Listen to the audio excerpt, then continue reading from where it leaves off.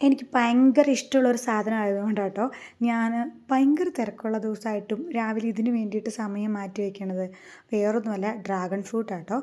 അപ്പം അതിൻ്റെ ഒരു കമ്പ് എൻ്റെ ചേച്ചി തന്നു വിട്ടതാട്ടോ കോതമംഗലത്ത് നിന്ന്. അപ്പം ഞാനത് കൊണ്ടുവന്ന വഴി നടണമെന്ന് വിചാരിച്ചു. അത് കഴിഞ്ഞപ്പോൾ അത് പറ്റിയില്ല, ഓരോരോ പണിത്തിരക്കായിട്ടിരുന്നു.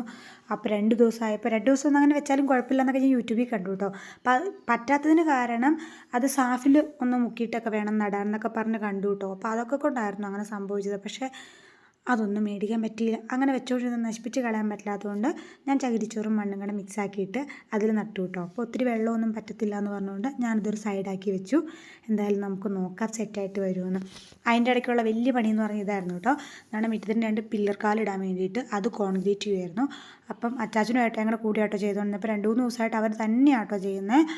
അപ്പോൾ ഇന്ന് ഭയങ്കര വെയിലും അല്ലേ ഇപ്പോൾ 2-3 ദിവസമായിട്ട്. അപ്പോൾ ഇത് ഇന്നലത്തെ പരിപാടിയാട്ടോ.